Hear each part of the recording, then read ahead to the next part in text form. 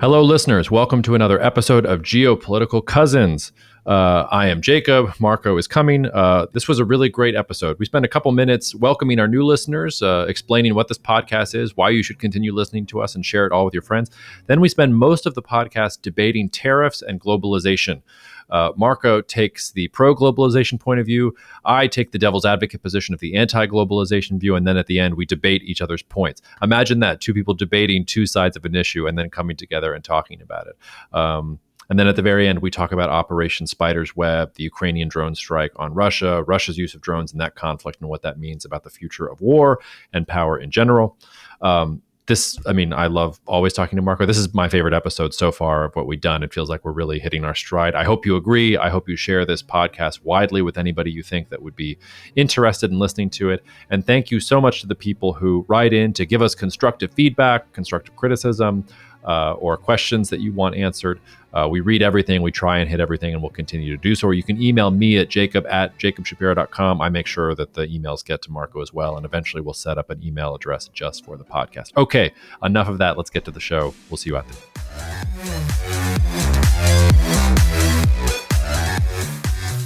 Marko, how's it going? It's going great. It's going great. Just very busy. Haven't traveled in a while, so that's good. So we're not doing this from the road. Same with me, but the travel kicks into gear next week for me. I don't know when you're back on the road next, but like a week and a half from now. But yeah, so one thing that I thought was good, we do have a lot of new listeners. Maybe it's a good opportunity to kind of restate why you should listen to us. I actually, I went to get a haircut, and my guy who cuts my hair, who is awesome, Jason Lara, out there on Montana Street. Shout out to this is the hair that he's produced. Oh, he's gonna be very mad at me because I didn't style it. Lux Lab Studio over on Montana Street in Santa Monica. But yeah, so he was Marko, like, we just lost all the manly listeners from the last episode that were like, oh, you're coming to learn about manliness, and here we are talking about your hairdo. Like, come on, man. Yeah, my hair is done at a place on Montana Street. That is, if you know Santa Monica, you just lost all respect for me. But so he asked, why would anybody listen to, who's this for? And so it's not for our clients. So that's the first thing. This is really, we're not here to give investment advice. We're not here to get really deep into markets, which is what we do for a living. But my answer to Jason was like, well, it's actually for you. You're the target audience. It's somebody who's just casually, they're professional at their own craft. They spend a lot of time perfecting that craft, whatever that may be. Maybe you're a hairdresser, maybe, you're an accountant, maybe you're a lawyer, maybe you're a doctor, maybe you're a manufacturing worker, this mythical unicorn creature that America apparently has lost. Whatever it is that you are, this podcast is really for you. This is not for investors, which is our normal clients. And the purpose of this is really just to give you a sense of what we think is going on in the world so that we can inform you, so that you don't have to go to some, lunatic on YouTube. Now, his question to me was like, okay, but what makes you special? And what makes, I think, us special is two things. One, we were trained in the art of net assessment, weighing all sorts of variables in order to get to an answer on the geopolitical side. But the other issue is that for the most part, we work for investors. And the reason that matters is because our clients just want to make money. And that washes us away of biases as much as anything will. Because what that means is that we're not trying to pick who's going to win or lose or who's right or wrong. For the most part, we're anchored by like, hey, what's going to happen in the world so that somebody can make money off of that forecast. Now, that sounds very callous and glib, and I get it. I know it does. It really does. But the fact that is what we do professionally makes us as close to objective as it gets. It's as close as it's going to get. Now, obviously, you might say, well, that's a bias in of itself, right? You guys are just focused on how to deliver a future that somebody can trade off of. Therefore, you're pro-investment, pro-finance world, pro-business world. And yeah, That is correct. And if you're an ardent Marxist, you probably should not listen to us. Or you absolutely should, because nowhere else are you going to find intelligent, sort of materialistic based interpretations of what's going on in history going forward. Because both of us were trained in that world too, and probably took the best parts of that and integrated it into our analysis. But I think it's not about bias; it's about accountability. The fact that our feet are held to the fire if our decisions are made wrong with some of our clients means that no, we are actually held accountable when we're wrong. We don't get to just sell our next book or pretend like the thing that we said didn't happen and make the next video. It's like, no, like probably if you or I make a really big mistake, we'll have to cancel the next podcast because we'll be with our clients for the next 3 weeks, like backing out of the mistake and understanding what is coming next. I was actually I was talking about this with my wife last night because she said jokingly to me, "I don't understand 90% of the stuff you guys are talking about on the podcast," and I said, thank you for telling me that, because then we're actually doing it wrong. It is Right. meant for you to understand it. Like, we are trying to be entertaining without dumbing shit down. So we want to explain things plainly so that anybody out there can listen to things. And then also we want to make it a little bit entertaining. A lot of the analysis in this space can be very dry because it's pretending to be objective, whereas you and I are comfortable that we're objective because we know where our money is printed and what's going to happen. We don't need to like put on a tie and say all this stuff to be objective. Yeah, Well, jump hold in. that I can thought. tell you want to jump in. No, Yeah. no, hold that thought. I think that's also important. I don't want to be a member of the CFR. I couldn't give a shit. Yeah. I don't want to. I don't want to. I don't want to be the Undersecretary of State for Eurasian Affairs. You know, that train has passed. I work in finance. I work for investors. That is my bailiwick, and that's where my bread is buttered. But it also means that, we're not trying to curry favor with any administration or angle for some public sector job, because that would mean a massive pay cut for both of us, like massive. So because of that, I think you should listen to us, because this is as close to objective as it's going to get. I mean, it's as close to a nihilist, zero fucks given analysis on geopolitics as you're going to find anywhere out there. And it also means that we, take both sides or three sides or multiple sides, uh, and keep their feet to the fire as well. So, Yeah, and I think that's all nice, and I agree with all that, and that's how I put myself to sleep at night, Marco. But the real answer to this question, the real answer to why you should listen to us, is very, very simple: because you like us. And because you trust us. And it took me a long time to get comfortable with the fact that the thing that there was about me that made people want to listen to me was that I engendered trust, that I made people feel like I knew what I was talking about and I was addressing their concerns. About 90% of what you learn from the things that you hear on a daily basis, you will forget within 24 hours. Most of the beautiful pearls of insight you hear on this podcast, you will not remember them, but you will remember how you felt in the moment that you were listening to them. And the entire game here with the guy who's cutting your hair or anybody else, the reason you come for the, oh, I want the objective analysis, I want to stay on top of things, I can say things, but you stay honestly for some intangible chemistry reason because you like us. And it feels dirty to say that, but that's honestly it. Like, that's the difference. And the thing that you and I are trying to do is we are trying to be personalities that you can like and that are entertaining, but maintain analytical and intellectual integrity. And it's really hard to have both. The media ecosystem is littered with people who are just going to entertain you and tell you stuff and make you feel particular things. And it's also littered with people who are very, very down in the weeds and can tell you probably better than us on a lot of the things we talk about, like all the nuances and things like that. But combining those two things, being entertaining, but like analytically rigorous at the same time, like that is the secret sauce. And I think our humor and making fun of each other and being willing to take the other sides of issues, all of that sort of plays into it. But I think that's the real answer to your guy. It's, why do you go to him to get your hair cut? Probably because you like him. Like, that's well, actually, probably I'll tell why you you why. interact with people. Yeah, I'll tell you why. He's the What? only guy that convinced me that maybe I should not get a buzz cut every single time I go. It's very funny. Which is funny thing about professionalism. Sometimes it's not about having the skill to actually craft a piece of art that makes you an artist. Sometimes it's being able to convince your patron that that's the art that needed to be made. And I think that's like 3D step of professionalism. But anyways, enough about Jason Lara, the best hairdresser on Montana Street in Santa Monica. And by the way, if he's listening to this, like, Like, whereas I need a discount code, geopolitical cousins discount code. But I think it does concern me that your wife said that 90% of what we talk about, she didn't understand, because you're right. First of all, your wife is a professional. She knows her stuff, so we need to.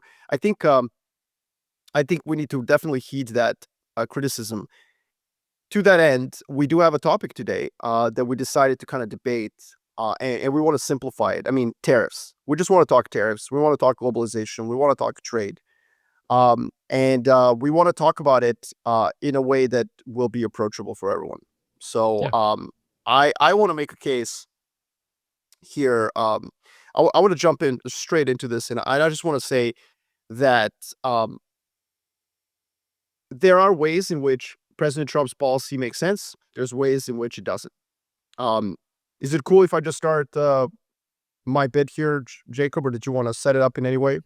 I'll set it up just a little bit, and we'll come back to Ukraine at the very end. Then, so we'll move things around a little bit. So the bit that we're just going to set up is, if you didn't listen to our last episode, we were talking about sort of the crisis of masculinity and of social economic issues inside of the United States in particular.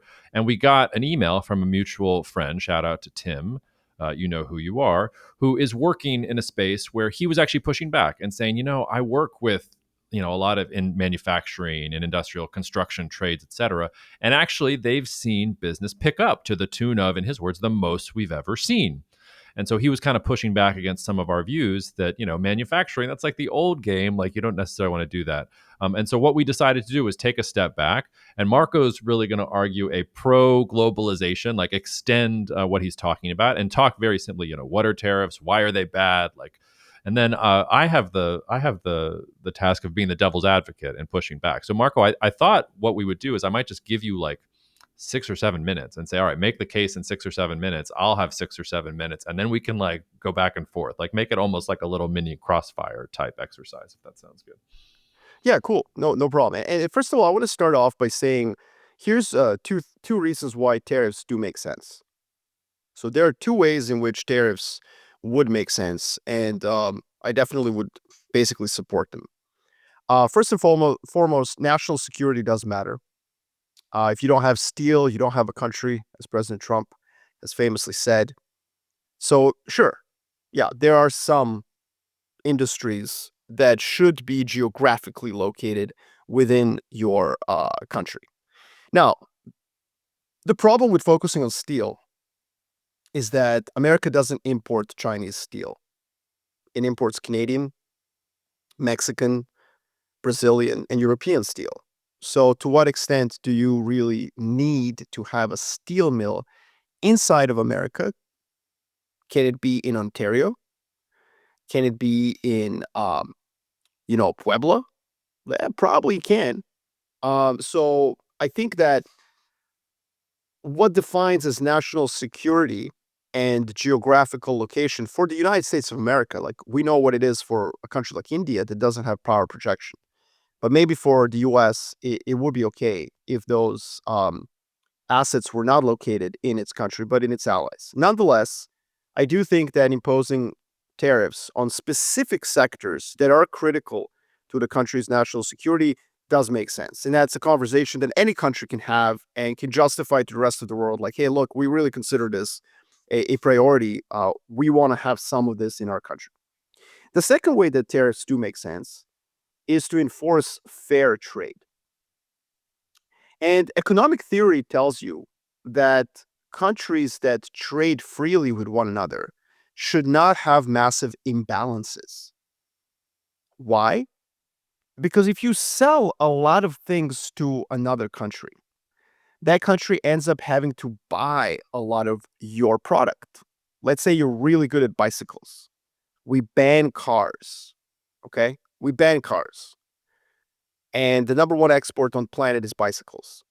If you export a lot of bicycles, everybody's buying your bicycles. Oh, you got the best bicycles. This is amazing. They have to buy your currency to buy your bicycles. Your currency rises in its values. Wages in your country rise because you're making so many bicycles. And eventually you become quite expensive unproductive, and uncompetitive in everything but bicycles. And other countries start to kind of export stuff to you because you've made so many bicycles, so many of your people are working in bicycle shops, your currency has appreciated. And so if if globalization was fair, if everybody had access to free markets, you shouldn't have the kind of trade deficit the United States of America has. That should not exist. But the reason it exists is because major competitors of the US, including China in particular, have used things like capital controls, currency manipulation. Not like it sounds so evil manipulation of currency, but effectively, the Chinese have made it difficult for you to buy their financial assets.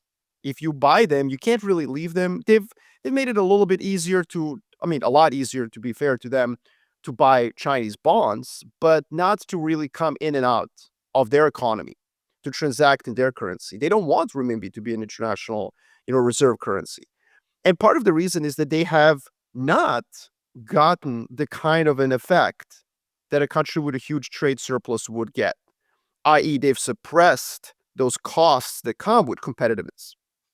The reason I say this is that I do also think that tariffs make sense when you want to punish a country for not taking on the burdens of competitiveness. So you can use tariffs to basically tell China, like, look, we get it. You're really good at making stuff. However, your currency should have appreciated. And also, you are supporting certain industries inside your own country. And therefore, like, you don't really need to do that anymore. It's if a really, really less developed country like Ethiopia decides to put 800% tariffs on textiles so that Ethiopia can have some people working in the garment industry, nobody should say that Ethiopia is using state aid. I mean, they're just trying to get some factories in their country and better the lives of their people. That makes sense. But China is no longer a less developed country. It is in the middle income kind of range. Well, I've been to many cities in China and they look like spaceships, like, I get it. They're still interior. China still probably should use industrial policy to, like, help some parts of China. That's all fine, but it's not where it was in the 90s. And so it cannot use these manipulative tools to remain competitive, perhaps in industries that it should have lost competitiveness in. Maybe toaster ovens, toys, t-shirts should move to other countries around the world, should move to Vietnam, maybe even further down the line, maybe Laos, maybe Cambodia, maybe Ethiopia. Those are the next countries that should start building those low value added goods. And China has, for the most part, manipulated trade and its capital account and also its currency to remain competitive. And that is where I want to make a case for globalization. In America, there's this sense that Americans have soured on globalization, although polling actually suggests that support for globalization has doubled since 2016, which is something we can come back to. Americans actually are not as anti-trade and anti-globalization as President Trump, but also liberal media often both agree. There's this tired narrative that Americans are, like, yearning to be in a sweatshop with a, like, like, just overalls and, like, hammers and glistening sweat, just a lot of, like, 1930s imagery. So there's a lot of that. First of all, polls don't support that, so let's park that aside. But my point is, when you say that China is manipulating certain things, or you say there are non-tariff barriers to trade in Europe, um, you're not saying that the US should stop trading. You're actually saying the opposite thing. You're actually saying you want more globalization, not less of it. And this is where a lot of Trump fans, a lot of Trump supporters who do want to glisten their biceps in some, like, factory floor, just hammering away at a widget. I'm going to tell them that's not what Donald Trump wants. He actually wants more globalization. because a lot of these reciprocal tariffs are actually designed to get other countries to become fairer so that the trade can benefit all countries, particularly can benefit them in those sectors where they're really good at. And so what I would say is that I think that the US is going to um, uh, what basically what the case I'm making here is that if globalization is actually unfettered with non-tariff barriers to trade, with currency manipulation, it will actually produce very positive outcomes for pretty much everyone. It will rise all the boats. So it's not that globalization failed. It's that in the early 2000s and the 1990s, the US didn't, when it had preponderance of power, it didn't push other countries to open up fully. And so that's the irony. President Trump can both be right, but the outcome that he's going to get is not going to be what his supporters think. The US will not open up manufacturing shops for bicycles. And it probably is not going to increase manufacturing as percent of labor at all. In fact, if trade is free and fair, the US is going to export a lot of things that many of his supporters probably believe is for quote unquote girly men. Services. That's what the US has a huge advantage in. And US is going to continue to crush in exporting its service sector. That means a lot of software.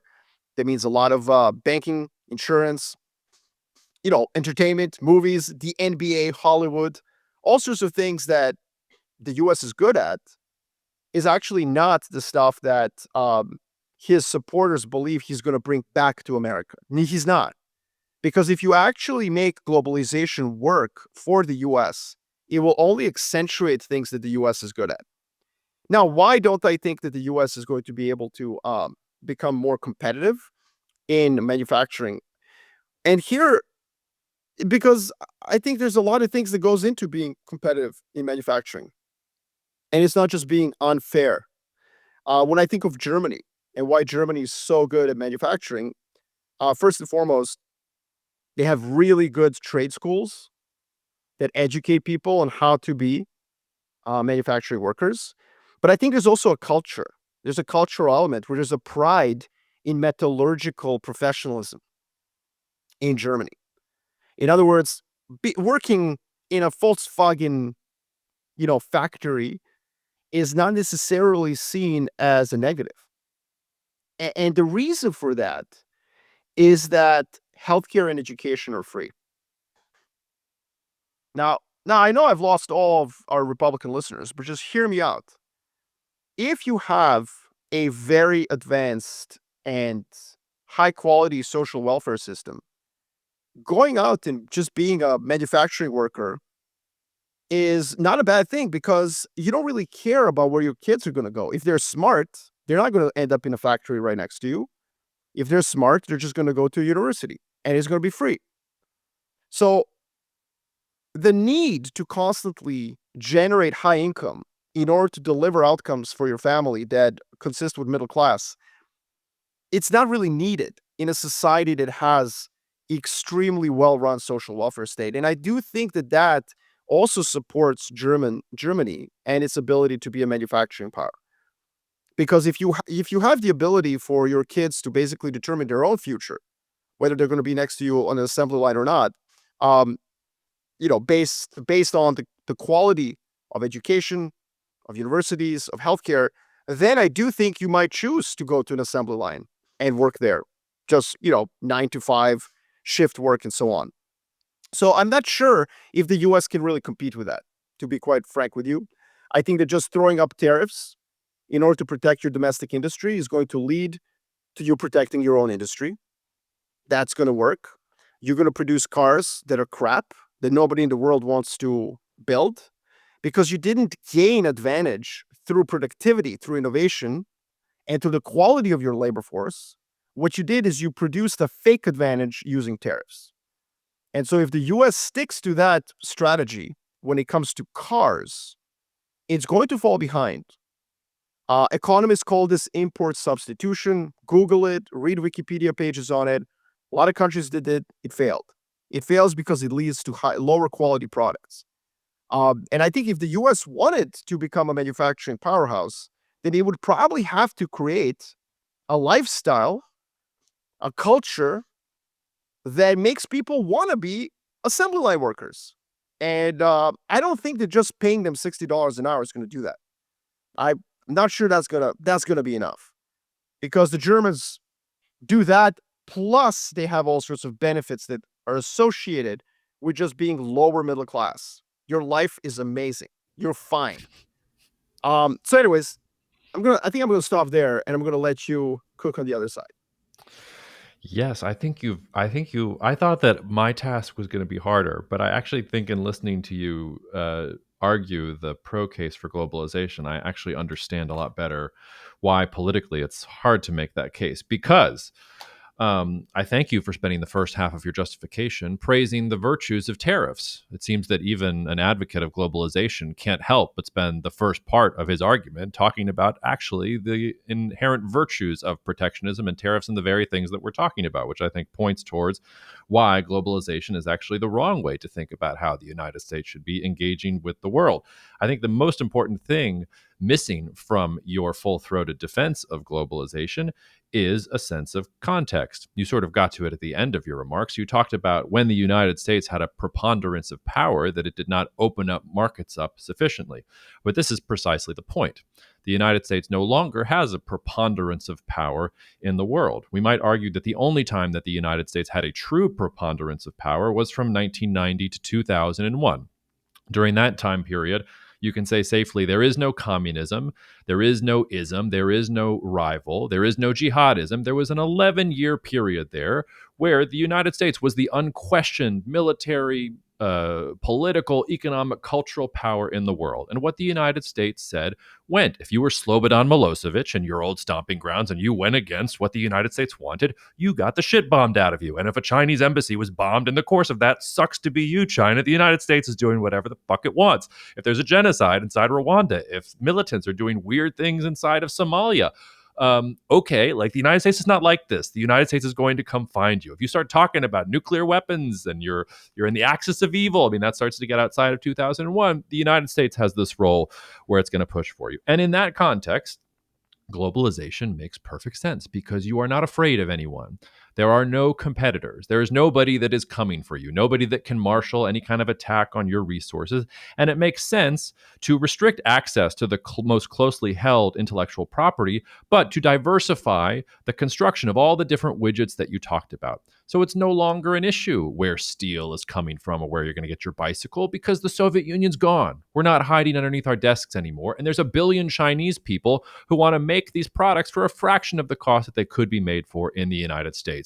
So let's let the Chinese people and all the slave labor in the world make these things for the American consumer. And the American consumer gets more money in their pocket. They get to listen to 90s music and everything is going fine. Now, since 2001, that is not the world that the United States has lived in.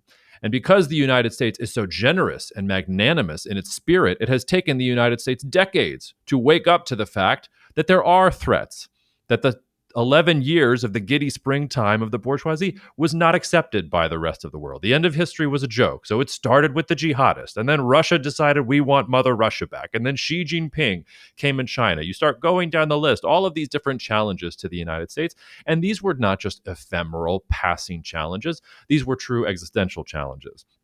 And at this moment, all of these different actors start taking advantage of the United States. The jihadists did it by taking advantage of U.S. military power. They wanted the U.S. to come bomb Iraq and Afghanistan so that they could use this as an example of how to spin up jihadism in their own region. See the great Satan coming to bomb us and things like that. Russia taking advantage of its cheap energy supplies, getting Europe dependent on it, pushing into parts of Eastern Europe that it knows the West didn't give a shit about and saying, okay, we'll take this part of Georgia back and we'll take this part of Ukraine back. And nobody was going to care because nobody was going to push. China, slowly but surely, not just manufacturing things and making its population a little bit richer, but stealing intellectual property.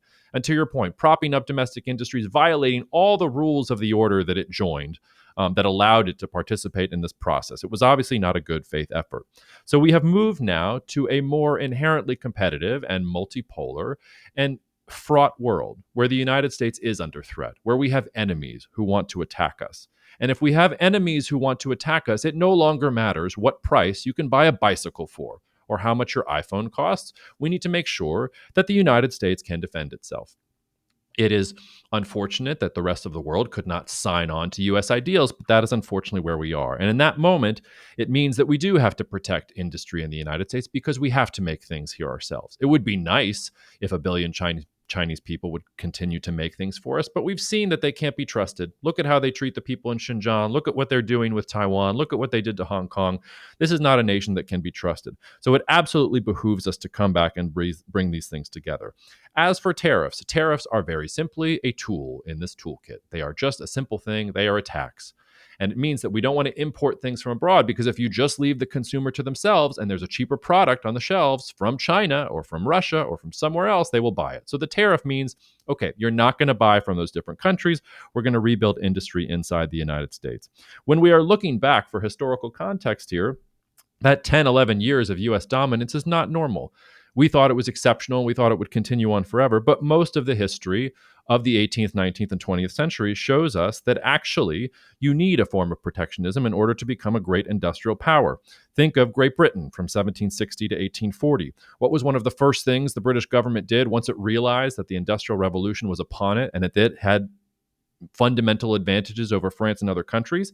It forbade the export of machinery and other things that were critical to the Industrial Revolution so that it could capitalize on that opportunity for as long as possible. What happened in the United States in the 1890s after the Civil War and the rise of U.S. industry? William McKinley, a self-professed tariff man, comes to power and protects U.S. industry so that it can continue its ascent along global value chains, so that the South can be industrialized after the war, and that leads to U.S. victory in World Wars I and II. U.S. military power was defined not by the fact that we just woke up one morning and could make fighter jets, but because somebody like William McKinley protected U.S. domestic industry in the 1890s because he saw the world that was in front of him. You mentioned Germany today. Think about Germany in the 1930s. We don't talk about this because it's politically incorrect to do so, but before Hitler tried to take over the world, he was actually doing incredible things for the German economy. One of the first things that he did when he became chancellor was erect tariffs to protect German industry. Germany was not known as a manufacturing superpower pre-1930s. The British were the ones who made things. The Americans were the one who made things. That reputation of German metallurgical genius and manliness happens because the Nazis build factories and incentivize German companies to build things inside of Germany. That's where it happens. And Germany, of course, went off the deep end in its ideological fervor, but almost conquered the entire world, a small country, 50, 60 million people, whatever it was, because they protected their industry and because they knew they needed to protect themselves. Think also of the United States in the 1960s and the 1970s. We talk often about the Vietnam War and social dysfunction and rising deficits and Lyndon B. Johnson. What really happened in the 1960s and 70s, the big success case, was the space race. The United States decided that it needed to win the space race at all costs. And so it incentivized and protected a U.S. space industry that literally gave us most of the technological innovation that we interact with today because the United States government supported it. So I would tell you that as the person who is speaking pro-tariffs right now, that the main problem with the Trump administration is that it is not going nearly far enough. In fact, it is doing a fairly wimpy and namby-pamby approach to how tariffs should be done. And if I was advising President Trump right now on tariffs, I would say, President Trump, go further and go further specifically in these ways. Number one, don't listen to Elon. Don't listen to cousin Marko about how you need to be fiscally conservative. You need to spend more. Way more. You need Operation Warp Speed on shipbuilding and active pharmaceutical ingredients and bicycles and every other fucking thing because we can't afford to have these things from China and from India and from these wussy Europeans anymore. God forbid other places in the world. We need to build this capacity. We need to pay the American worker as much as possible that they enjoy smelting on the floor of that factory. Maybe it's not 60 an hour. Maybe it's 130 an hour. Maybe it's 200 an hour. It's all funny money. It needs to be spent. That means also more fiscal stimulus. Now, that doesn't mean ad nauseum. If you put people on the tit forever, they'll probably stay there forever. But maybe we say for the next 5 to 10 years, while we are in an economic conflict for the existential future of our country, we will have a universal basic income for the next 8 years so that every person can live as we go through some of these disruptions. Tariffs, we need more of them. They need to be higher, they need to be tighter, they need to be enforced incredibly strictly because we can't have people get around them.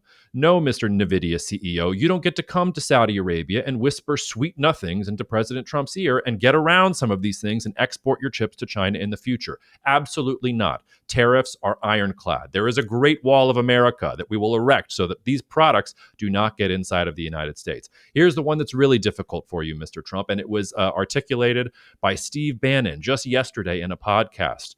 You want to balance the deficit? You want to pay for some of these things? Yes, tariffs will pay for these things in the long run. You know what you have to do first? You have to tax the rich. And I know you don't want to do that, but this is an existential battle for our future. And if the working man is sacrificing his ideals of what his future was going to be by going and smelting on the factory floor, then the rich are going to have to pay for some of this. Now, 1890s William McKinley, there was no income tax. So maybe we can get to a world in which the income tax also goes away, in which all these other tariffs and things like that pay for that. So alongside that temporary universal income, maybe there should be a temporary income tax that is set at the 60 to 70% level that sunsets in 10 years' time. And then we have no income tax in this country, that we are building towards a better future in this country where we make things in this country in conjunction with our allies, and those countries that want to do us harm can no longer do so. Last but not least, the problem of universities. There should be government dispensation to pay for any American student who wants to go to a university who wants to participate in either energy, artificial intelligence, biotech, or any of the trades. If you want to go to school for any of those things in the United States, not only will you incur no debt, the United States government will pay for you. That is what the United States government should do. If you want to go study comparative literature and all sorts of other fun things, that's fine. You're going to have to pay double for the privilege of doing those things. This is not a liberal arts world that we're living in. We're living in a real multipolar geopolitical world in general. And Marko, I'll close my statement with just this. I know the data says globalization. The data also said that the Boston Celtics, when they played the New York Knicks, should just continue to hoist up threes and try and isolate Jalen Brunson over and over and over again, because eventually the data was going to bend in their way. But that is playing with the lead. And the United States cannot do that. If the United States is going to move forward as the most powerful country in the world, if America is going to be great again, it has to keep pushing. Don't be the Boston Celtics in the first two games of the Eastern Conference semifinals. Instead, think of the Oklahoma City Thunder or of the Denver Nuggets or any of these other teams that continue to grind, innovate, push. Because if you just think you're going to continue to hoist up threes and get slave labor to build your fancy things in other countries abroad, you're going to be in for a rude awakening when China says, actually, this is the Gulf of Beijing. Mic drop. Bam, I did it. Do you like it? Okay. I feel dirty. Well, I mean, first of all, the reason it's not mic drop because it avoids basic mathematics. Oh, you wouldn't let things like basic mathematics get in the way here, would you? Yeah. So the funny thing about tariffs is that if you want tariffs to actually raise revenue, you have to have Davosian levels of pro-globalization. So if you want tariffs to pay for anything, you have to be more pro-globalization than a Davos man. Mm-hmm. Otherwise, they will raise no revenue. Exactly right, which is why President Trump is not going far enough. If you unrealistically think that tariffs today are going to pay for these things, it's not going to work. If you're going to have the tariffs, you are also going to have to find ways in the short run to account for the shortfalls that are coming. Well, no, but they will never work, right? Because, like, again, if the purpose of tariffs is to move production of widgets and bicycles to the U.S., tariffs will not raise revenue. They will move production to the U.S. Exactly. And then once that production is moved to the United States and we are growing at the top line and productivity is booming and everybody wants our products and is going to be paying all sorts of other things, okay. Well, then there are all other sorts of ways to do this. Yeah. And then that doesn't happen. Why not? Because you moved things to the U.S., because you protected the price level of your goods. You didn't actually improve them in quality. And so nobody actually will want your goods. And the U.S. is 20% of global GDP, which is a lot. But there's 80% of the rest of the world. And the only way that the U.S. can win in that world is if everybody else also launches a trade war against everybody else. Maybe, Mm-hmm. maybe in that world, the US market, being the largest market in the world, will still produce enough competition domestically to produce the best bicycles, but it requires a lot of maybes. So, in other words, this is where the tariff thing doesn't mathematically make sense. First of all, if you want to raise revenue for the country, then you have to continue trading. And that's where the 10% across the board tariff that nobody talks about anymore, Mm-hmm. Yeah. we've all forgotten it. But the 10% across the board tariff that President Trump also imposed on April 2nd is low enough to, well, for most goods, it's low enough to allow trade to continue. But that also means that as that trade continues, you can actually raise revenue by tariffing that trade. If you impose a 40 or 30% tariff on goods, goods will not come in. You will not raise any revenue. You cannot impose a tax on a transaction that doesn't happen. And so I think that that's where some tariffs can make a difference from a revenue perspective. But protecting industry, the problem with protecting industry is that your domestic competitors then don't have any incentive to compete with the rest of the world. So if somebody abroad creates a better bicycle than you will never get that bicycle. And by the way, this has happened a lot in American history. For example, why do American car companies, and our friend Tim actually agreed with me on this one. So uh, this whole debate here was prompted by one of our listeners who said, "Hey, some good things are happening in manufacturing." But when I countered that tariffs would eventually lead to a complete destruction of American car industry, he did not really disagree.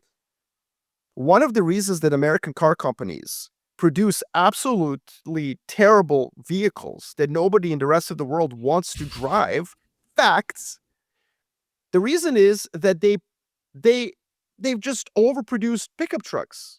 Because throughout the history of the US, there's been ebbs and flows in protectionism of the car industry, and the car companies became quite uncompetitive globally. They are also perfectly fine with the domestic market. The domestic market, as far as they're concerned, is big enough.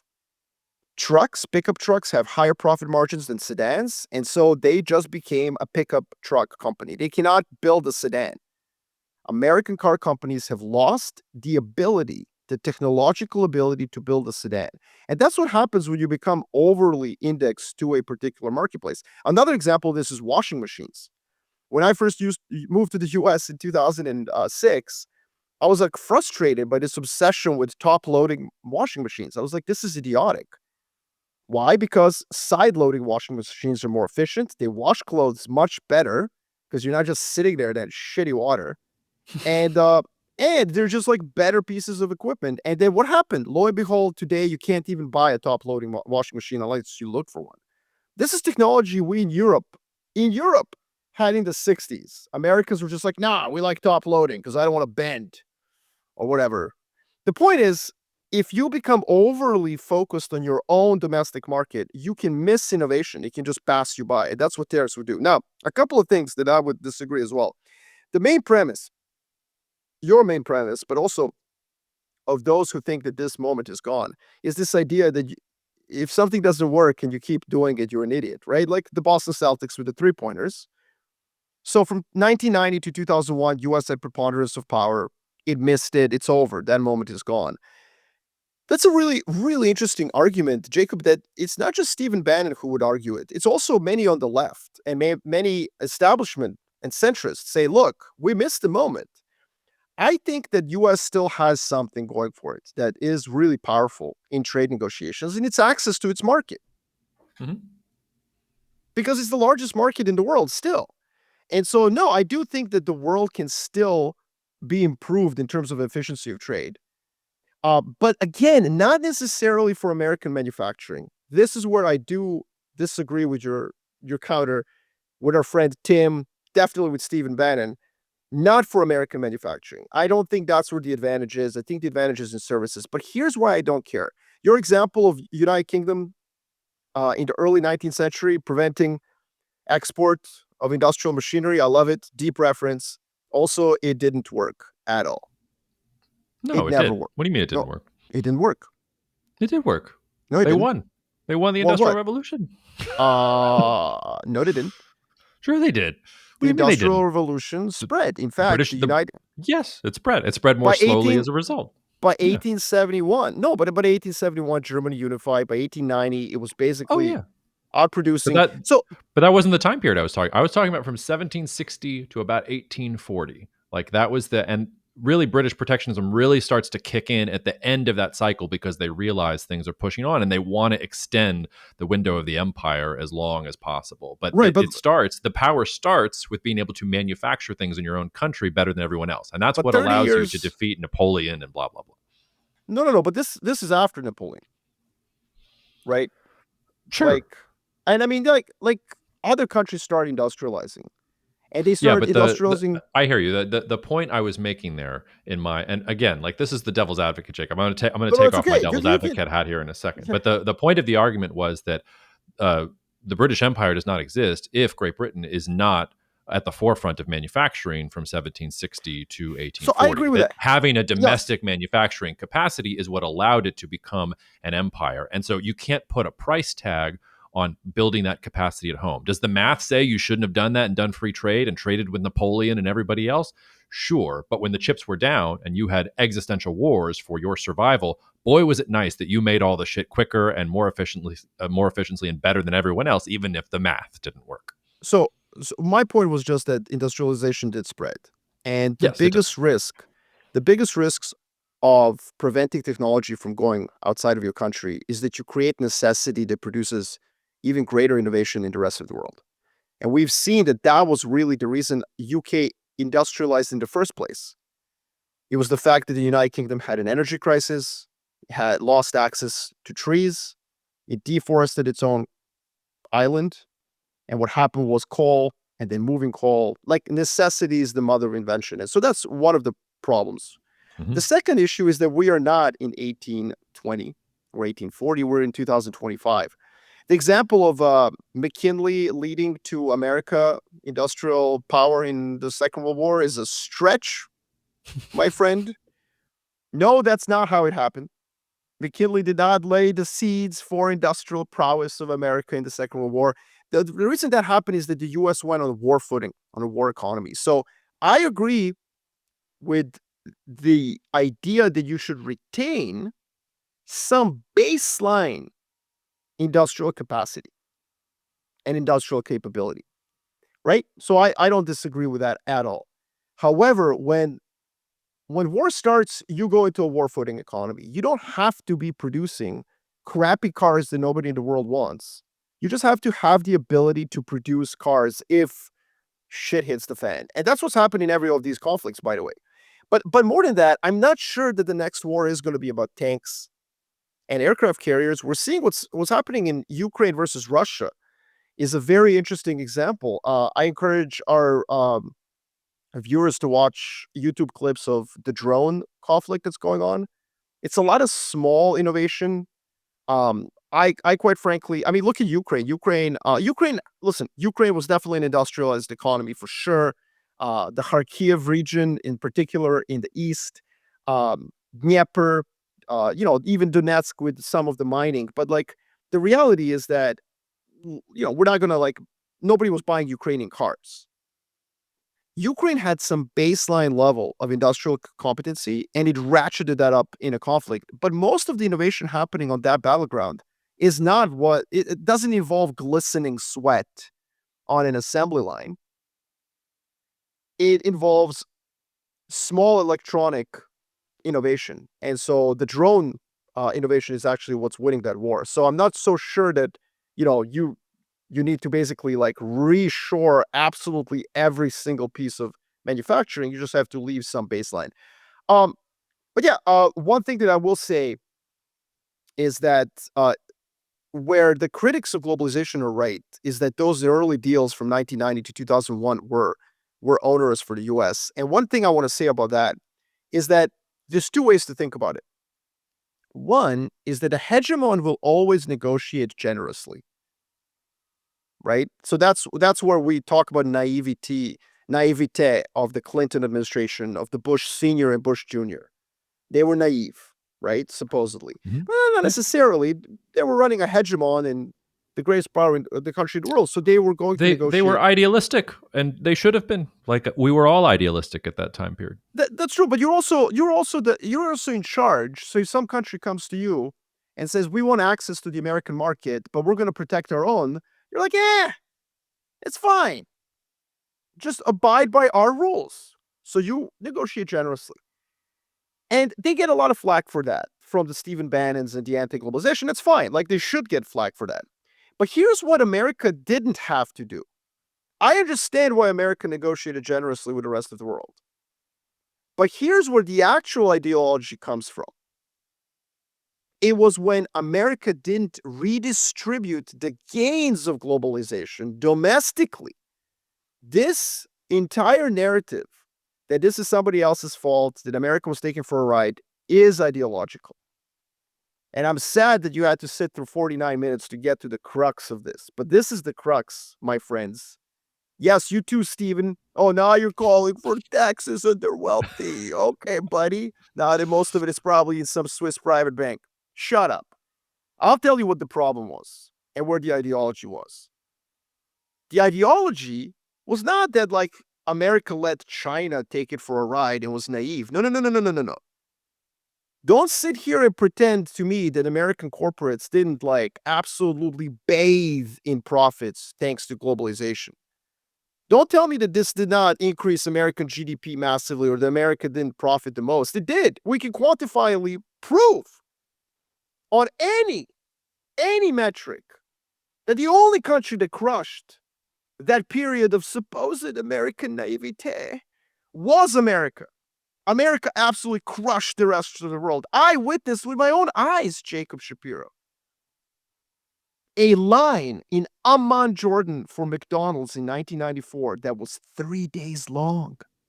The line to eat a cheeseburger was not 3 hours long, 3 days long. I witnessed the opening of first McDonald's in Belgrade, Yugoslavia. So I was there for this. And it was American corporations that absolutely bathed themselves in cash thanks to the supposed naivete. So the real question that American public should ask themselves is not like how much did Germany take us for a ride or China or why weren't we mean to them? The real question is why didn't we redistribute the gains of globalization? Why isn't my education in this country high quality and free? Why isn't my healthcare like affordable? Because that's the real problem. When people have lost faith in globalization, like Scott Bessent, the Treasury Secretary, I think, or maybe it was Howard Lutnick, said, look, the American dream is not cheap goods. All right. Okay, I get that. I agree with you. I see what he's saying. Like, if goods were a little bit more expensive, that's fine. But the American dream does mean equality of opportunity. And there was a whole lot of profits and money made off of globalization in America that never ever got redistributed to the rest of Americans. And that is the fundamental problem with the US. It's not globalization, it's not other countries taking America for a ride. It's not naivete on the geopolitical foreign policy front. It's just the fact that fundamentally the ideology here was laissez-faire capitalism on steroids, where corporates will make the profits and then, we'll just stay with shareholders. And if that had been addressed, Americans would be perfectly fine with their non-manufacturing low middle class jobs because they would have public spaces to go to that are nice and green. They would have their kids going to cheap public universities, and they would have probably much better access to healthcare than they have now. See, I told you the Marxists would like us. We got to talking about redistributing American wealth. And I think in some ways the original sin of what you're talking about, the opportunity to do this, and this actually cuts with the auto companies, is 2008 and the way that companies were bailed out in the context of the 2008 financial crisis by the US government. Some companies that were bailed out, whether it was automakers or whether it was, AIG or some of these other, like, they should have failed. And the US government wasn't willing to let them fail. It wanted the party to keep going. And in some sense, I think since 2008, the party has kept going, even though at that moment, I think you can forgive Bush, Clinton, even second Bush, for indulging in idealism during that period. But by 2008, the writing was on the wall. And most mainstream American politicians on both sides of the aisle wanted to keep playing like the game was still going. And now the position is where we are now. I'm going to officially take off my, I was doing devil's advocate, full throated defense for tariffs. That is surprise, not what I think. It's actually fun to argue something that you don't actually believe in. But there are a couple of things I want to say to what you said. The first was that I think you're exactly right that you actually, no matter how hard I tried, I cannot defend tariffs or protectionism with math in the sense that I can't say that it's going to make America richer. I actually pulled some studies about President Trump's 2018 steel and aluminum tariffs, doing some work for a client on something related to this. And if you look at the impact of the 2018 steel and aluminum tariffs, which Trump just doubled down on here in the past week or two, basically, they reduced employment in the steel and aluminum industries in the United States. Prices rose, production rose a couple percentage point, and imports also fell because the prices for these inputs were higher and put bigger strains on American companies. So actually, in this case, it's an example of how tariffs actually does none of the things that you want them to do. They don't even give you the thing that you think you're going to get, and you're still also poisoning the well with trust in general. It's why I say if you're going to make an argument that defends tariffs or protectionism in general, you have to move the goalposts. You have to say this is not about economic growth right now. This is about a battle for our lives. And this is where your comments about the war footing thing actually are very interesting. Do you know when the first income tax was charged in the United States? When the federal government first levied an income tax on the US population? 1917? 1862, in the Oh, context of the my Civil bad. War, the North levies a federal income tax. It gets repealed after the Civil War ends. When McKinley is president, there is no income tax. Of So from course, yeah. roughly Yeah. 1873 to 1913, with the Yeah. 16th Amendment, there was 1913, no got it, yeah. income. There's no income tax in the United States. And of course, shortly thereafter, you get World War One. And the United States, to your point, is on a war footing. So I take your point that I'm really stretching there. I'm doing a lot of downward facing dog, getting from William McKinley all the way to World War II. But that said, Woodrow Wilson flips the switch on the war footing, and he has an economy that can respond to it. And I think this is the one real kernel of truth, because I think if you were going to flip the switch today, you and I don't know how to manufacture things, and most people in this country don't know how to manufacture things. Whereas our rivals, like China, will outmanufacture us in a second flat. We can't build an aircraft carrier quickly. They'll build 1,000 drones that'll knock out the carriers that we Yes, but have in that's about not 5 seconds. So, like, what I you just think said. there's this. Yeah, go ahead. But what you just said is important because the fact that they're going to build 1,000 drones to our aircraft carrier is not a function of industrial metallurgical capabilities. It's the fact that war itself has changed away from those very expensive platforms that require you to manufacture on an assembly line. Tanks. Remember when we all debated whether Ukraine should receive main battle tanks? When was the last time anybody talked about main battle tanks as critical to Ukrainian security? Like that ended with 2022. By the way, all of those tanks have been destroyed by the Russians, just like all the Russian tanks have been destroyed. So the features of war have also changed. And I would say that the United States of America possesses actually sufficient industrial capacity. It is one of the largest producers of aircraft in the world. I think you will continue to need aircraft. And I don't think tanks and really even ships, I mean, submarines are very important. And again, the United States does possess the ability to build the best submarines in the world, more or less. Maybe not the diesel kind that are maybe cheaper and even quieter, but fine, whatever. But it's really the drones that are happening. And so that's where I would also go further and say, like, trying to preserve late 19th century, early 20th century industrial capacity is not going to matter for the 21st century.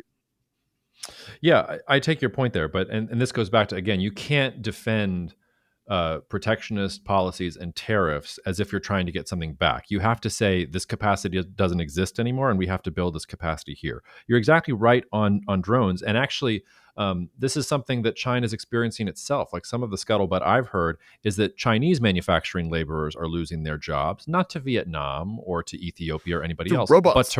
to robots. It's happening in China itself. And you Yeah, know of what? course. China's ahead on robots too. It And this is. is the point where I would push back against you. Like, when it comes to where things are made in the world, they are made in China.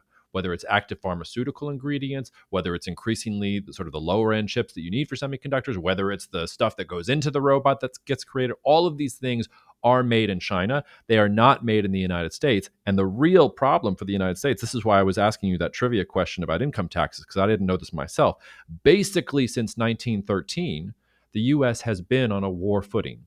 We never turned the switch off from the war footing. And we kept on taxing the population and doing all these other things as if we were on a war footing. And yes, it hid behind the rising complexity of government and the Great Depression and the New Deal, yada, yada, yada. But fundamentally, we have been spending to maintain our lifestyle. And that's what globalization actually maintains. And this is why I'm with you. I like my lifestyle. I like that I'm wearing a silly shirt with flamingos on it that was made in Vietnam that I could buy for $15 because it was on sale. I don't want to have to go make this shirt myself. It's really, really fun. But if you're going to like make this argument that we have to make things inside of the United States, then what you're really telling the US population is your lifestyle is going to suck. And this is something that Trump has said a couple times, right? He said A couple of maybe times. your kid shouldn't have 4 or 5 dolls. That's right. Maybe you guys need to tighten the belts a little bit. Leave Oh, aside the and hypocrisy of that and he everything else. quieted But like, down quickly. But yeah, he see, quieted down quickly. But so the thing is that like that's the case that you have to make. Like if that's the you're case. defending all of this, you're making the case that you're going to sacrifice your lifestyle, which is absolutely upheld by globalization, in order to have defensive capacity to fight future But battles. And you just can to be clear, have one or the other, but you can't have both. Okay, go. well, I'm not sure you have to have one or the other. People in the 1930s had both. Again, that's what I mean. Like when the war starts, you get on war footing. You need to retain some minimum level of capacity. Yes, that's where I said steel and aluminum tariffs, fine. I mean, your point is like, no, not even fine on that. But like, let's look, you can protect certain industries in order to retain the ability, because once the war starts, the question is, can you expand the capacity quickly? And what America has proven in the past is that yes, it can. It can. It can ramp up industrial capacity. In the 1940s, the example was with aircraft, of course, started churning out crazy, same with tanks. I have no doubt that it can do that again. But Really? That was a yeah, long time ago, and we don't make things anymore. we make the most sophisticated, the United States of America makes the most sophisticated aerospace aircraft out of anyone. Like that's Yeah, but already there. we can't make any of that stuff without importing a lot of the inputs that go into these products. Okay, We so design that's some of these things and we've had lots of innovation, but like we can't do that vertically integrated in the United States if we had to. No way. I yeah, I mean like No you're right. way. There's no way. But Go same look with up and down the China. supply chain. We don't But do it. same but again, same with China, right? They can't produce their main airliner without engines that are produced abroad. Yeah, Like but engines. I bet you within 5 to 10 years they will. Okay, fine. Well, well look, They're on the war footing. They are looking at all these things happening and saying we need to be self sufficient on these things. Whereas this government is actually not using tariffs the way that I'm talking about. Like your point about tariffs with steel and aluminum, like you can't just say, "Oh, people aren't treating us right. We're going to do tariffs so that we get treated fairly." No, the thing to say is we need to make steel and aluminum in this country. There is no price we won't pay, and tariffs is a part of that strategy. But then there's also a whole host of other things we're going to have to do in order to rebuild that industry and retrain workers or robots or whoever it is that is going to be making the steel and aluminum. Like, okay, Operation Warp Speed for steel and aluminum. You're actually exactly right that the Trump administration is acting very much in a globalist mindset. Like a tariff, a very limited tariff on a very narrow like band of products, look, look, that look, look, is look. globalization. You're saying you have a trade dispute that you want to solve so that The everybody can go back to trading things. United States of America and Europe can absolutely produce aircraft. Absolutely. That will it require some pieces of electronics from Italy or Canada? Yes, that's fine, right? Like it's fine. The supply chains don't require Chinese products for ASMLs, highly advanced lithographic machines. Like they don't. China Mm. requires lithographic machines Yeah, themselves. they're doing a good job of getting by on their own, and also like That's Huawei with fine. all its chip design and No, no, but stuff it's like fine. But that. Like, they're a competitor. They're going to get there. Look, I'm not saying that China's not going to get there. I'm just saying that United States of America can absolutely produce an aircraft without China, and it can absolutely like find those alternatives What Again, war footing what means hold no, on. no, no. What kind of aircraft? Jacob. Like a When there is a war 737 foot, or yeah, like an no, F-16 fighter F-22, jet with all the computer absolutely, systems that go into yeah, it? absolutely, absolutely. That's why they suck. Uh, These aren't like touchscreen made in that's why Vietnam. they suck. No, listen. Look. War footing means whatever you don't have in your supply chain, you set up a factory and you produce it. And the question is, do you want to live on war footing or do you want to like be on war footing when there's a war? And so Mhm. that's the question. And my question is, my answer to that question is like, look, United States and of America and China are not going to go to the kind of war where you're going to need to churn out tanks. That's not going to really be the kind of war. It's going to be over Taiwan. The United States has enough industrial capacity. I mean, the United States just propped up Ukraine against a neighbor that doesn't even have a water between Russia and Ukraine. There's no water. The Russians walked into Ukraine, and yet somehow magically, our supposed terrible industry that's on the dying gasp helped arrest the attack by the largest mechanized force in human history, i.e., the I'll push Russians. back there again too. We were using up all the stock that we didn't use in the Cold War Doesn't that we'd matter. imagined Again, we were going to use so what? forever. Like we're not making that stuff. Like Yeah, we are. we started sending them different things because we ran out of the stuff that they needed before. Well, then why Like didn't they come back with more tanks? Like, I mean, this is like, I'm sorry. I'm giving an actual empirical example where the American industry did succeed in arresting, and you're telling me it's not going to work next time? Like, why? American industry did not manufacture those The things when Ukraine needed javelins them did to. not get manufactured by the Yeah, American yeah, industry? yes, the javelins. But most of the stuff they sent was stuff that was sitting in a warehouse Right. somewhere that they found Those, use for. And when they again, wanted those to spin up more factories, capacity for that, they had a lot of trouble doing they so. had a lot of trouble until they didn't, and now they refilled stocks. I've been listening to this nonsense bullshit that javelin stocks are out for the past 3 years from national security hawks, and yet China has not invaded Taiwan. Well, You of know, like course, yeah, so I no, agree with that. again, all of this can be ramped up very quickly. That's my point, and the capacity innovation is there, and actually doesn't require that much glistening sweat on the manufacturing line to do. The empirical example is Ukraine. That is the empirical example. We cannot avoid it. We're not going to be fighting a war with like tanks going up against one another. It's going to be drones. It's going to be anti-aircraft missiles. It's going to be anti-tank missiles. It's going to be a lot of fighter jets and AWACS, and the U.S. absolutely crushes in that. Now, it is falling behind on many other things. An American drone costs $30 million. A Ukrainian one costs $4,000. Hey, get a hint, right? Innovate in that level, but that doesn't require huge manufacturing. The other issue is if Americans decided they want to live in war footing, then Americans have decided through democracy. But the problem is that this insidious argument that the war footing is already there. United States of America has enough nuclear weapons to turn China into parking lot like 12,000 times over. So there isn't going to be a total war between China and the US. That's not going to happen. We are not in a world of total wars. We're going to be in a world of proxy wars. And yeah, like the US has industrial capacity to clearly protect its vassal states, as we've seen in Ukraine. So what it really comes down to is, do Americans want to live this? And this is where the polling comes back. Like, this is where domestic politics comes in. And yes, you're right. The Americans don't want, because they're not, what's the word? Wait, I'm looking for it. What's the word? Insane. The American public is not insane. Why would you live on a war footing? Because China is going to do what? Invade Washington State and Oregon? No. And this is all just wool being pulled over people's eyes, this entire competition with China, so that you don't have to redistribute wealth. That is basically my view. Well, you know that I agree with that part of what you're talking about, and I'm playing devil's advocate here still a little bit, but I do want to push back on one thing. One thing I actually do think is I do think the U.S. is to some extent already on a war footing. The budget for fiscal year 2025 for DoD is going to be, what was it, a 1.9 trillion? Yeah, 1.9 trillion as I'm googling it. Um, But in it's still 2024 less. it spent a trillion on defense. Like that's more than what the next 10, 15 other I know, but you got countries to look at it. combined. I love that trope, but then I also want to take it back to McKinley. If you look back to 1890 when the US became the world's most productive economy, the United States, its army was less than 30,000 troops. But wait, It's hold on a Navy second. had fewer than 10,000 men in it. Like it wasn't spending on the military like it is right now. Well, but the distances were different. But look. First of all, absolute numbers never matter. We have to look at this percent of GDP. And even with the increase in spending now, the U.S. was spending in terms of percent of GDP. I mean, I'm looking at a chart here from World Bank.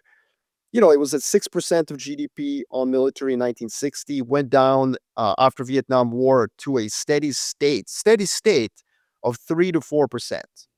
Mm-hmm. We are now at 2.5%. With this increase, we might kiss 2.8. We're still less than 3% of GDP spending on military. So now that is about 12%, I think, 11 or 12% of all taxes raised. So I'm not saying that this isn't little, but it's still less than it was before. So when you say that the US is on war footing and you connected that to taxation, and then you said, like, I understand government has gotten more complex and all that. I mean, I kind of think that's what it is. I mean, social welfare costs a lot, right? Social Yeah. security in the US costs a lot. Europeans, by the way, as percent of GDP, their governments are even bigger. So they tax even more. So I'm not sure we would say that that's a war footing, but like 2.5%, 3% spending on defense, like, is that too much? Yeah, no, I agree. You picked a hole in a very weak part of my argument there. I knew that was weak going in, but this is actually there is a kernel in here though that I want to push back against you, and this actually goes back to the point you made in the last episode about the big beautiful tax bill, which is CBO put out a revised study of the estimates, and you've talked about how it was less than maybe the market was expecting. But if you look, there's two things I want to bring up here. The thing that made me think about it is if you look at the spending increases for defense and the border over the next 3 years, you're actually Mm, spending, you're getting big increases on that side, increases bigger than the cuts on things like Medicaid to the bottom mm. side. So you're actually cutting Medicaid, but you're To actually pay for increasing defense spending border. over this time horizon, which is like exactly what I'm talking about. That's a war footing. Like add in the cost of the Afghanistan war, add in the cost of the Iraq war, add in the cost of all these things. What if you had those trillions of dollars just to pay down the deficit, let alone fix the American education system, fix blah blah blah blah blah. So that's point one. The second point, and this I thought was interesting because you've talked about how the market was ready for worse with the big beautiful bill.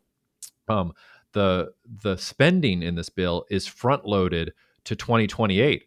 The cuts only really kick in 2030 when Mr. Trump is not going to be there, and it actually increases the budget deficit by almost 1% every single year going out to 2029 before it drops down. So I think there's actually President Trump is actually telegraphing to you here, I'm not going to be here to deal with this problem by 29 or 2030. Somebody else is going to have to pass the next bill, and maybe they won't. To your point, maybe politics will change by then. But I also think when you're looking at like where that spending is coming, that Trump is pushing all these different things. Now, I think that it makes sense to increase spending actually, but not to increase defense spending and decrease the spending on social things. Like if you're actually going to protect the United States of America, protectionism and the things you're going to tariff, you have to make the United States better, not just like give some money to DOD and then cut the things that are going to make, literally more people die. Anyway, end rip.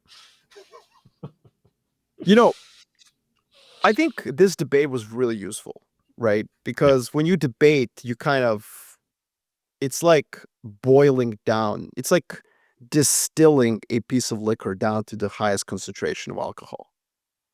And basically, what we've, I think, narrowed it down to is this. President Trump is actually a Davosian pro-globalization guy, Mhm. effectively. He's not going far enough. But in order to go far enough, you have to convince yourself that you are on war footing. Because we both agree that once you are on war footing, then you ramp up everything. And you cannot have some component in an F-22 that was manufactured in Vietnam. Right? That's what we're saying. But in order Mhm. for that to happen, you have to convince yourself that the war with China is imminent. And then I would say a couple of things on that. Number one, a war with China will most likely never be a total war. They're very far away. We have nuclear weapons. This is a different world than we were in the 40s. So, like, let's keep that in mind. Number Yeah. two, Or in the 50s. Like we fought a war with China once. It's called the Korean War, but like that was really the first US China war. right, but they didn't have nuclear weapons. Correct. They didn't. They didn't even have an air force then, and they fought us to a stalemate. So imagine what happens now. No, no, but to the point that like mutual assured destruction was Yeah. not Hmm. a Yeah. constraint That on too. the conflict. Correct. The other thing that I would want to point out is the second thing I would point out is that when we do have proxy wars, America is more than capable of fighting them. So Ukraine is a great example of this. And so Yemen, not a good example of this now. okay, but like, God bless the Houthis, they are a different breed, obviously, and you can't, you know, they're just not going to be defeated. But the point is, like, if you want to arm somebody, like, yeah, U.S. has the capacity to do that. Um, and I'm not sure that the U.S. requires to be on a war footing to do that. But more fundamentally, the question is not a solution to this problem, instead of changing the lifestyle of human beings in America dramatically, isn't the alternative to use both threats, sticks and carrots with China to ensure that the spheres of influence are clearly delineated? Like, that's what it is. And it's actually what Hegseth, like Secretary of State Hegseth, who I said I wasn't going to learn his name because I called him Kendall, because I did not think he was going to get confirmed, but God bless him, he did get confirmed. And his speech at Shangri-La dialogue, which everybody says was extremely aggressive. I mean, on many ways it was. On the other hand, he was saying to everybody there, hey, you guys need to step up. Like, and that's a way in which China, those are the sticks that can be used against China.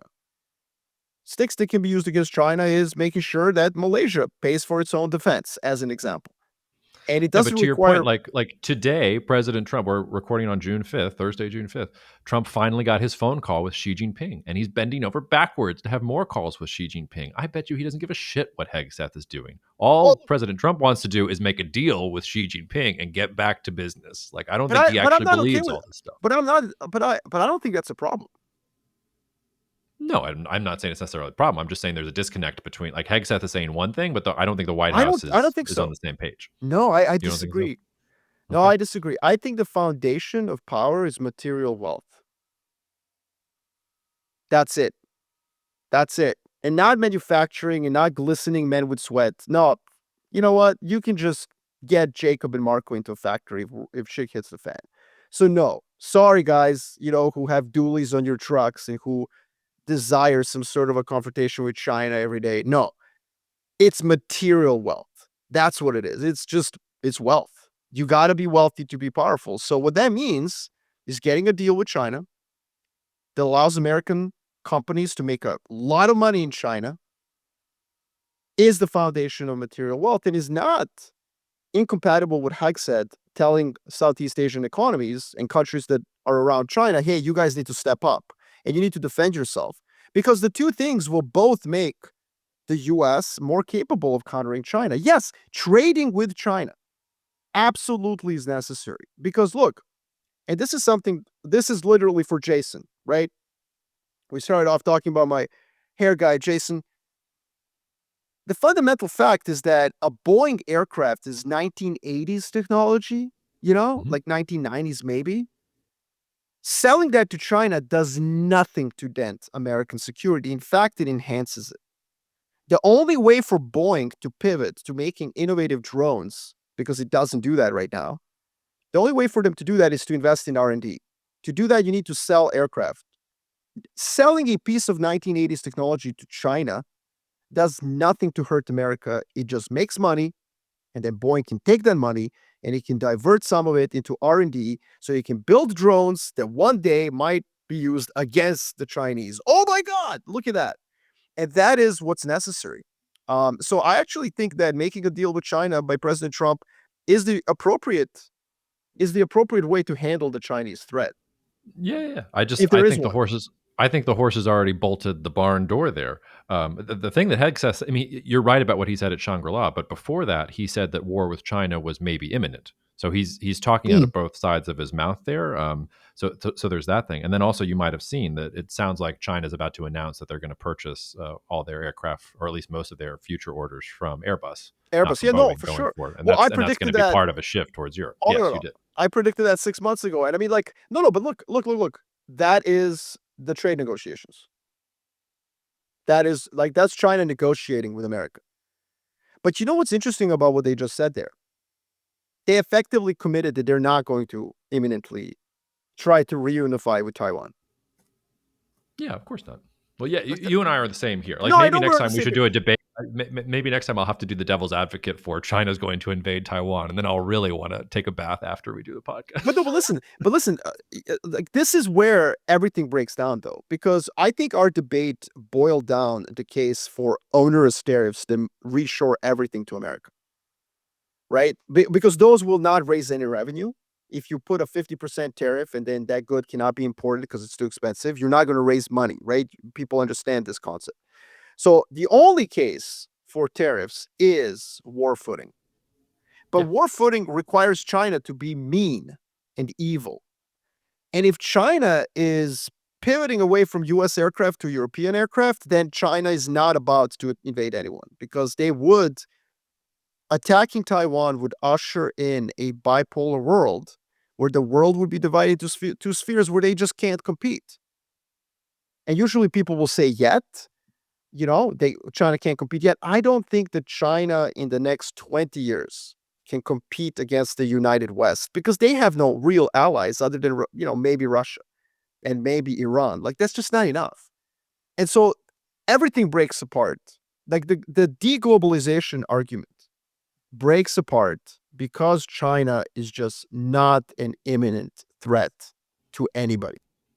And it breaks down even more because if what you want is to have nicer things and for life to continue to become more comfortable, you also need China. If you want to buy your kid as many gifts as possible, if your daughter has an ear infection and you need children's ibuprofen for it, like you start going down the list of things that you need China for and the things that would no longer be on the shelves if you didn't have trade with China, like to your point, it would be really, really bad. So if you want, like, that's sort of, I think, what China's big strength is. Like, maybe they don't have the material wealth that you're talking about, but I think what they can have, and this is what Belt and Road really is hey, have good relations with us. Say Taiwan is not a country. We'll build you a port, or we'll build you some highways, or we'll build some factories inside of Indonesia. Okay, we'll agree to your terms, whatever else. We will make things better for you and make things really nice. Whereas the United States is not doing that anymore. The United States is turning away from Yeah. that path. So I think like that's the inherent. It's weird to think that China is now doing that because that used to be the US playbook.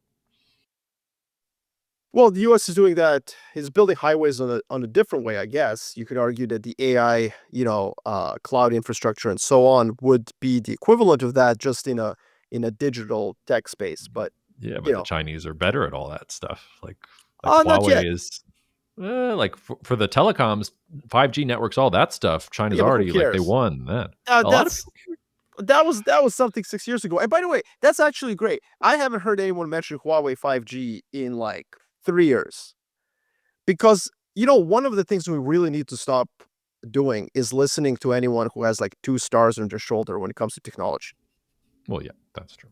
Because I can't tell you how many times, Jacob, I had somebody come to my office, former general or some such nonsense, and tell me how Chinese lead in 5G technology was going to end humanity as we know it. And yet here we are in 2025. It doesn't matter. You know why? Because there's like 6G coming. Well, no, but the thing is, here we are. Like, that was always stupid. But here we are in 2025. Huawei is not dead, despite the first Trump administration's attempts to kill it, and despite U.S. companies saying, "Oh, we're going to start building the switches and the things that go inside the towers that actually make," because all of that comes from China, South Korea, Taiwan, and Japan. Like those are the Sweden ones that those are. and Sweden. Yeah, but they get input some parts. But yes, Nokia and Ericsson also have a sort of toehold here.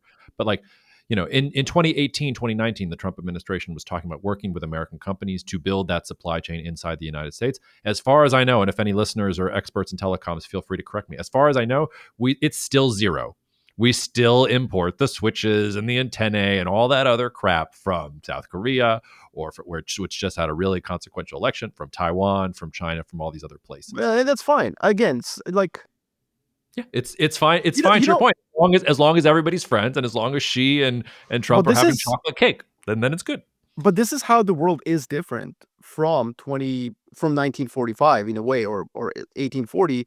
There is more integration of a lot of this stuff. It's gotten really deep. But my point is different, twofold. First of all, the Huawei survival of Huawei as a company that innovates and now builds cars and stuff is a great example of what happens when you use Mhm. protectionism. It doesn't Yep. work. Especially, I mean, it works against the country that hasn't industrialized. Like if you put tariffs on Ethiopia, like that would suck. It would be mean, but it would work. Yeah, or even Mexico. Or maybe Like even Mexico. Yes, like Mexico's if the not going to U.S. come out. decided to tariff Mexico, like very, very bad. But if you did It it would to be very South bad for Korea, me too. if you did it to South Korea, it would be the best thing that ever happened to South Korea in its history, Yes. right? And that's the issue. And that was what NVIDIA CEO is saying, like, hey, we need to ensure that there is monopoly of American chip infrastructure. That's his point. Now, obviously, he's the CEO of NVIDIA. He is biased. He wants to sell chips to China. I get that, but he's not wrong. He's not wrong because you're tariffing a country that can use necessity as a tool of innovation. The second point that the Huawei 5G nonsense shows is that our government officials who can barely reissue me a passport on a acceptable timeline don't know what's coming on the technological side. Okay, as someone who works for the Pentagon, who makes like as much an analyst on Wall Street. Okay, no offense, guys, sorry, but like you suck. You don't know what's coming on the. You don't. Fuck. Like no way. I can't tell you, Jacob, how many generals I had to listen to in my line of work who are telling me how important 5G infrastructure is. Get out of here, please. Like, relax. We're going to survive somehow magically with Huawei, I guess, spying on us. No, you don't know what's No. coming. You don't know what's coming, and often you're absolutely wrong. And so you obsess about this nonsense. And then what comes out that nobody saw was like, oh, drone technology really matters. Like, oh, thanks. US produces, I think it's called MQ-9 Reaper. It's $30 million. $30 million. You know what the most advanced drone today is? What? It's a Russian drone that's remote controlled with a fiber optic cable tethered to it. It's like those cars we used to have. When mom bought you remote control cars, Yeah, of but course. she Yeah. didn't spend enough money on the really cool ones that actually had Yeah. remote control. She bought you the one with a line. The most advanced drone today doesn't even use radio signals. It uses a tether so they can avoid jamming technology, And it doesn't use AI shmai. Relax with the AI thing. Like, the problem with AI, it's a great example. It's going to be the next 5G Huawei. It's going to be the next where we're going to be like, this wasn't that important. Why? Because the elegance of your LLM model is not going to determine whether your swarm of drones knows how to be automated. In other words, there's going to be some baseline level of AI capability that will be sufficient and that everybody already has. Yeah, I don't throw the baby out with the Huawei water, because there's just one thing I want to say, because we alluded to this a little bit earlier. You're right. The people who, and generals like British intelligence HQ is putting out huge reports about this notion that the Chinese were going to be able to spy on us and destroy all the ships and all the like nonsense. But we talked about it earlier when we talked about in China, manufacturing workers are reportedly losing jobs because they're being replaced by robots. That can only happen because they have good 5G infrastructure, because you need the low latency, high speeds of those types Yeah, of but networks on the factory floor and things like that in order buy to from do that. And Ericsson. yes, Like, you could buy from Ericsson, but I'm saying there's a difference between Chinese factories are already doing that and adopting it in mass and thinking about the next generation, whereas US factories, and maybe we go back to Tim and ask him this, my impression of seeing US factories or even factories in Mexico and things like that is we're not even close to that. We're still debating about whether we should do some of those things. no, So no, there no. is like a kernel of importance in the The, adoption of some of these things and productivity. And, China has installed the most robots in the world. Yes, that is a fact. yeah, and However, you need Huawei 5G to do that. but Japan and Germany are also global leaders in industrial robotics. So the West is fine. And Well, and and there's if plenty of Germany and Japan 5G. will share with us, just Chancellor Merz says that he can't trust the United States anymore, and Japan was the one that gave the middle finger after Liberation Day. So again, things I wouldn't take I for mean, granted based on they'll U.S. sell a policy. robot to the look. All I'm saying is that I think that this is just every single time China innovates something, it's like, oh my God, they're going to defeat us. And, No, it's okay. Like, I'm with, look, I'm with you there. they're innovating. I think the case here is that it comes down to threat perception. And I once had a two-star general tell me that China's lead in payment systems was sign they're coming for us. And I was like, really, bro? Fintech is national security? Relax. I mean, number one, yes, we should probably not use physical checks in this country anymore because that's kind of medieval. But no, the fact that they use QFR codes to pay for everything, like, I don't know. I sleep well at night because of that. Call me naive. And this comes down to a very simple point. Very simple point. It really comes down to threat perception of China. Everything really comes down to that. To what extent do you think China is going to knock on the door in your country, in your home in New Orleans or Kansas or wherever you are, and force you to teach your kids Mandarin? And I think that is as far from a potential future as anything, because we have nuclear weapons, and no one's going to fight the great power war with those. So As I've joked many times, and I hope the Chinese Communist Party is going to listen at some point. Uh, not only am I not afraid of that, I would welcome them. And please build us some ports and some other nice infrastructure down here in the South because we desperately need it because nobody in the United States is building this shit anyway. We have 20 minutes left, Marco, and I think this is actually a good segue to something that we should talk about before we get out of here, which we've danced around it in sort of everything we've talked about here today. But I think we should talk about Operation Spiderweb for 10 yeah, to 15 minutes and give let's do it it. its own due. Unless you've been living under a rock. So over last weekend, again, recording here June 5th, Ukraine conducted what it called Operation Spider's Web, a drone attack on at least 5 different air bases all over Russia, from Siberia or that far away towards the Pacific side, all the way to around Moscow. The details are, of course, a little bit shady, but it looks like over 100 drones. And to your point, these drones costing about $600 a pop. Basically taking out, and this is where the numbers are a little bit shady, but let's say taking out 1/3 of Russia's strategic bomber fleet just by using drones to bomb Russian air bases. Some of these bombers that were, running bombs against Ukraine and engaging in long-range strikes in Ukraine against Ukrainian infrastructure and things like that. Ukraine has made a really big deal of it. President Zelensky said it took 18 months to plan the operation. He's today giving out medals and awards to the guys who were behind it. But for me, I sort of sat up in my chair because now this is not the first example we have of this. I thought, I'm not the first to make this connection, but there's Israel's assault on Hezbollah with the pagers, hijacking international supply chains, putting explosives into those pagers, sending them to the people you want to blow up. The Houthis, who, despite President Trump's best efforts, are just sitting there continuing to bomb whatever the heck they want because the U.S. Navy and Air Force, with all of its capability, can't bring a bunch of like non-state Yemeni militants chewing cot in the middle of the desert to heal. Like, kind of remarkable. But here you have Ukraine, which has been on the ropes. Things have not been looking good. Russia's going to outgrind them and outsuffer them and slowly take land in the east and then make, some kind of frozen peace agreement based on whatever they want. Here's Ukraine striking back and saying, okay, Russia, like, for the price of $600 times roughly 100, we're going to wipe out 1/3 of your strategic bombers. You want to keep dancing, or do you want to meet us in Istanbul? To me, it like opens up a question about rethinking the balance of power from a military perspective in the world. Is this bad news for conventional powers like the United States and China versus good news for smaller powers? If you want to get real dystopian, what happens when Mexican drug cartels and other non-state actors are able to use drones in this particular way? And then you've got, let's use Mexico as an example. Let's say if the Mexican government trying to bring the cartels to heel, and the cartels are like, what if we bomb the Mexican Air Force, or what if we take out all of your conventional military capability? You want to keep messing with us and the things that we're doing? Like, we can do this all day with these drones. So for me, it was like, I need to really like rethink the military balance of power in the world. Am I overstating it? Did you have a similar thought, or are you a little more?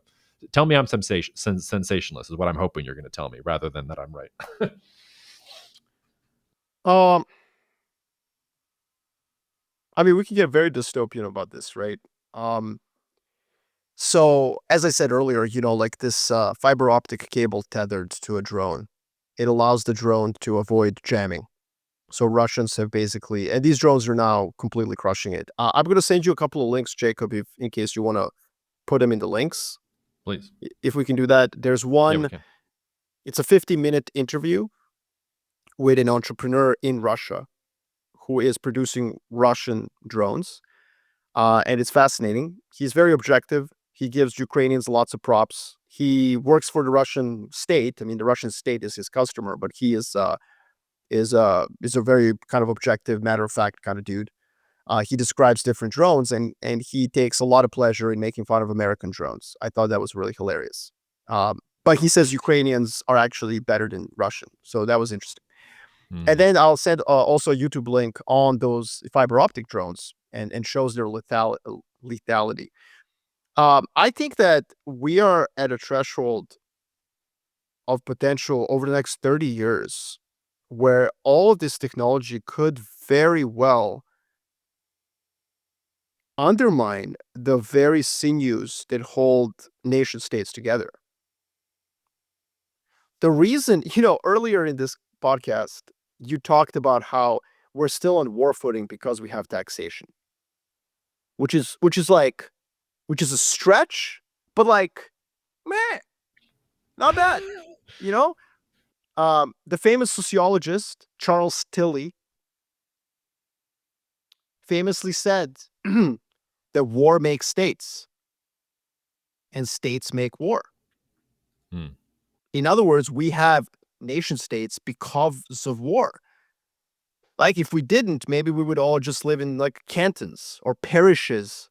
Is that what we call them in Louisiana? It is. Yeah, very good. Right? Maybe that would be enough. And so one of the reasons that states have to tax you, like not like the main reason, but like one of them, the reason we do it at that level, at a super high, large level, continental size level in America's case, is not because providing education and healthcare makes sense at a federal level of a continent, but because defending you at your in your house from the threats does make sense at a continental level. Like size Mm-hmm. matters.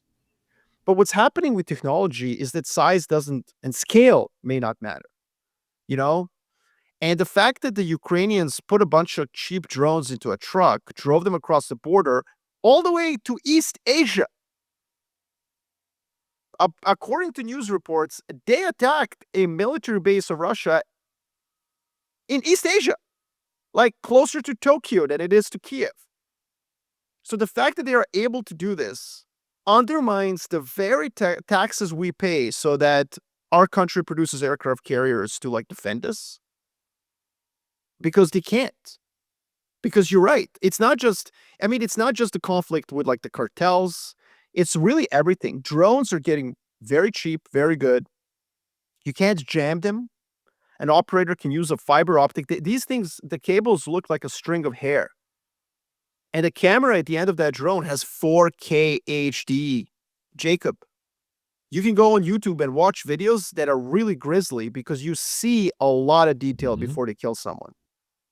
So you can have a very small drone that's operated with a string of hair line, holding it 60-kilometer range. Crazy stuff. It's a lot of line. But the point is, yeah, I mean, this undermines the very notion that governments can provide a level of security. And so what does it mean for warfare? It means that all this nonsense that we're going to need steel and glistening sweat of manly men banging hammers to produce tanks and howitzers and munitions, I'm not sure that's where the wars are going in the future. And the fact is, America provided Ukraine with javelins, which were pretty cheap themselves. That arrested that initial military mechanized attack. But since then, it's kind of been up to Ukrainians themselves and their ability to innovate. Now, Patriot missiles are also important, obviously. That's where America has helped immensely in allowing Ukraine to defend its airspace. But my point is that you're going to need some anti-aircraft weapon systems. You're going to need some satellite command and control. That's where Starlink comes in. You can't Mm-hmm. use these drones without that. But then, like not even, you can even fly these drones tethered with a fiber optic cable. And they're going to get smaller. And they're going to get more and more lethal. And if you want to assassinate somebody, It's going to be like that little probe in Dune that our hero Charlemagne Yep. had to fight, right? Um, so like I think it's very interesting what's happening. It's basically war is getting less technologically sophisticated in some ways. And I find that fascinating. I find it fascinating that we always think that everything is going to get super, super advanced. And if you allow me to cook on just one point, Yep. when I was a kid, I liked computer games in the 90s, right? And I imagine, I would often sit there and imagine, oh my God, I can't wait for 2025 when I'm in my 40s. I bet the graphics and the computers, like I'll be able to play Madden like as a quarterback, like, inside the game. Yeah. And instead, computer games have actually gone the other way because of the phone. Hmm. So when I see what my children are playing, graphics of Roblox is absolutely terrible. And many games that have been very successful, like Angry Birds, are like they're just like Prince of Persia from the 90s, for God's sakes. And so I think we're all sitting here and we're thinking we're going to need AI robots to fight these huge wars and they're going to be devastating. And Russians have turned the tide of the war because they connected a drone with a cable to a remote control. Ukraine. No, no, Russians. Russia. So the Russians are making gains in Ukraine because of this tethered drone. So that was actually their I see what innovation. you're saying. Sorry. But Sorry. your point is to go back to your point. They also put $600 drones in a truck and drove it and released them. Like this isn't like, and the media, the journalists obsessed about apparently some of them had AI like capabilities because once they lost control, they knew what an aircraft looked like, and then they autonomously went to it. Like, give me a break. Like, relax. Again, no, this wasn't an AI attack. You're gonna need some low level baseline coding to make that happen. The future of warfare is not going to be who has the most elegant AI. It's just not. The future of war may very well be that you can't have a war. Maybe I'm reminded of the Civil War, the American Civil War is like my nerdy obsession, and of course like I can't count the number of times I've watched Ken Burns' documentary, mostly so I could watch Shelby Foote pontificate about the Civil War. But one of the reasons the casualty figures in U.S. Civil War battles were so high was because, in the words of Shelby Foote, the tactics had not caught up with the weapons. I think we're in that situation right now. Like the tactics are just beginning to sort of reach what, oh, we have these weapons, we can do what with this technology against these targets.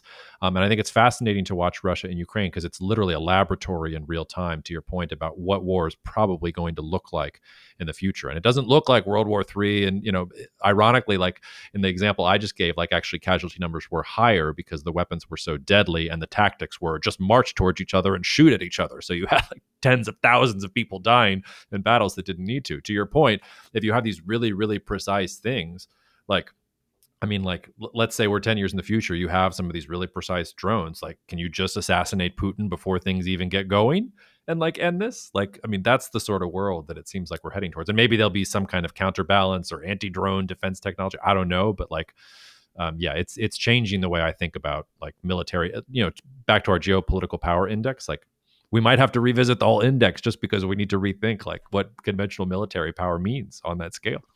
Well, I mean, watch that YouTube clip of the scene where the hunter seeker tries to kill Paul Atreides in Dune.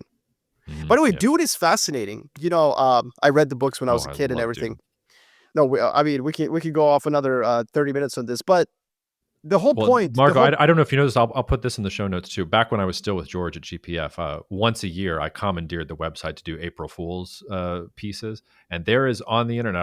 We'll put it in the show notes. There's a 15-page geopolitics of Dune from that's yours truly amazing. that was released on April Fools 2019. It's great. I had our graphics team create like really intense geographic maps of Caladan and Arrakis and of where are the Harkonnens from? Gades Uh, Prime. no, it's Giddy Prime. Yeah. Anyway, sorry. Yeah. So go ahead. Okay, so no, I was just gonna say. I mean, the whole premise of that show is that all these great houses have nuclear weapons, but they choose not to use them because obviously it's mutual assured destruction. But technology has gotten so advanced in warfare, they have to use basically combat, like hand to hand combat. Yeah. And I think that I do think that there's potential for war to become so precise, as you say, where you can basically use a hunter-seeker drone to take out a leader.